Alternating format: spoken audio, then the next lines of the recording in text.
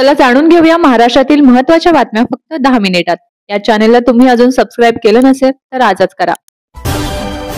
मनी laundering प्रकरणातील खटला रद्द करण्यासाठी बडतर्फ पोलीस अधिकारी सचिन वाजे यांनी याचिका दाखल केली आहे। माजी गृहमंत्री अनिल देशमुख यांच्या कथित भ्रष्टाचाराशी संबंधित मनी लॉन्ड्रिंग प्रकरणातील आरोपी सचिन वाजे यांनी मंगळवारी मुंबई सत्र विशेष न्यायालयात ही याचिका दाखल केली आहे।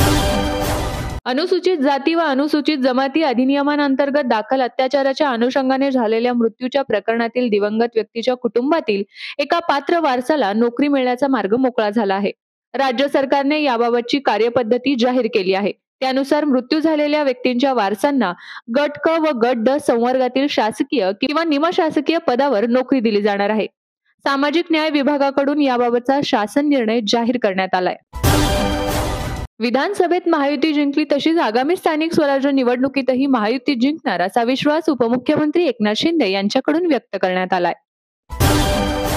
डॉक्टर बाबासाहेब आंबेडकर संशोधन व प्रशिक्षण संस्थेतर्फे महाराष्ट्र राज्यातील अनुसूचित जाती प्रवर्गातील यूपीएससी नागरी सेवा व्यक्तिमत्व चाचणी 2025 साठी पात्र ठरलेल्या उमेदवारांसाठी एकरकमी आर्थिक सहाय्य योजना जाहीर करण्यात आली आहे। या योजनेअंतर्गत पात्र उमेदवारांना बार्टी मार्फत 25,000 रुपये एकरकमी अर्थसहाय्य दिले जाणार असल्याची माहिती बार्टीचे महासंचालक सुनील वारे यांनी दिली आहे।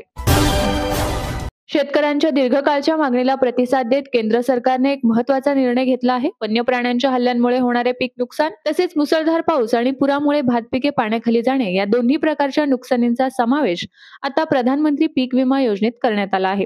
ही तरतूद 2026 पासून लागू होणार असून देशभरातील लाखो शेतकऱ्यांना याचा मोठा दिलासा मिळणार आहे। राज्य संस्थांच्या निवडणुकीत मनसेला न घेण्याबाबत काँग्रेस खासदार वर्षा गायकवाड यांनी मोठं विधान केलं आहे। त्यांनी स्पष्ट सांगितलं आहे की राज ठाकरेंसोबत न जाण्यावर काँग्रेस ठाम आहे। वर्षा गायकवाड यांच्या या विधानाची राजकीय वर्तुळात सध्या जोरदार चर्चा सुरू आहे। प्रधानमंत्री नरेंद्र मोदी आज जोहान्सबर्ग दक्षिण आफ्रिका येथे होणाऱ्या पहिल्या G20 समिटसाठी रवाना झाले आहेत। या दौऱ्यात ते भारत तसेच ग्लोबल साऊथशी निगडीत प्रमुख मुद्द्यांवर चर्चा करणार आहेत। 21 ते 23 नोव्हेंबर दरम्यान होणाऱ्या या समिटमध्ये मोदींची उपस्थिती विशेष महत्त्वाची ठरणार आहे। आफ्रिका खंडावर प्रथमच आयोजित होत असलेल्या G20 शिखर परिषदेचा हा ऐतिहासिक टप्पा मानला जात आहे। राज्यातील नगर परिषद नगरपंचायत निवडणुकीचा उमेदवारी अर्ज मागे घेण्याचा आज शेवटचा दिवस आहे। 2 डिसेंबरला नगर परिषद नगरपंचायतींच्या निवडणुकीसाठी मतदान पार पडणार असून 30 डिसेंबरला निकाल जाहीर होणार आहे।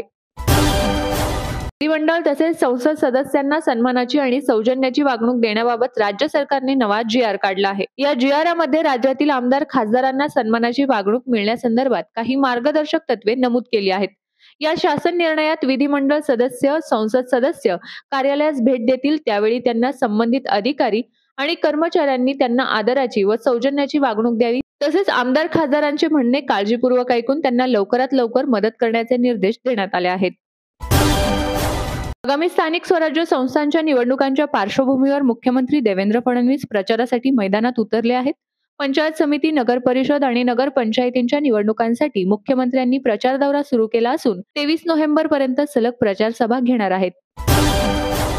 बिहारच्या विधानसभा निवडणुकीत मोठ्या पराभवाचा सामना करावा लागल्याने जनसुराज पक्षाचे सर्वेसर्वा आणि राजकीय रणनीतिकार प्रशांत किशोर यांनी मोठा निर्णय घेतला आहे। आपण आपली सर्व संपत्ती दान करणार असल्याचं त्यांनी घोषित केलंय। इंजिनला सोबत घेण्यासाठी शरद पवार सकारात्मक एकत्र मोर्चा काढता मग निवडणुकीत वेगळे का असा सवाल शरद पवारांनी काँग्रेसला केला आहे। केंद्रीय श्रम मंत्री मनसुख मांडवीय यांनी देशात 4 नव्या श्रमसंहिता लागू करत असल्याची घोषणा केली आहे। या 4 श्रमसंहिता आजपासून देशभरात लागू होतील। यामध्ये the code on wedges 2019, the industrial relations code 2020, the code on social security 2020 आणि द ऑक्युपेशनल सेफ्टी आणि health and working condition code 2020 याचा समावेश आहे। नव्या लेबर कोडमुळे आत्मनिर्भर भारताकडे वाटचाल सोपी होईल असं सांगण्यात आलं आहे। उमेदवारी अर्ज मागे घेण्याच्या कारणावरून अजित पवार यांच्या राष्ट्रवादी काँग्रेस आणि ठाकरे सेनेत मोठा राडा झालाय। शुक्रवारी उमेदवारी अर्ज मागे घेण्याच्या शेवटच्या दिवशी हिमायतनगरमध्ये गोंधळ पाहायला मिळाला। राष्ट्रवादीचे नगराध्यक्ष पदाचे उमेदवार मोहम्मद जावेद आणि ठाकरे सेनेचे माजी नगराध्यक्ष कुणाल राठोड यांच्यात झटापट झाल्याचे पाहावयास मिळाले। राष्ट्रवादीच्या वार्ड क्रमांक 9च्या उमेदवार सुनीता पंचमासे यांनी अर्ज मागे घेतल्याने हा वाद झाला। दुबईमध्ये आज दुपारी एअर शो दरम्यान मोठा विमान अपघात झाला. उड्डाण घेत असताना भारतीय लढाऊ विमान तेजस कोसळले. या अपघाताचा व्हिडिओ सध्या सोशल मीडियावर मोठ्या प्रमाणात व्हायरल होत आहे.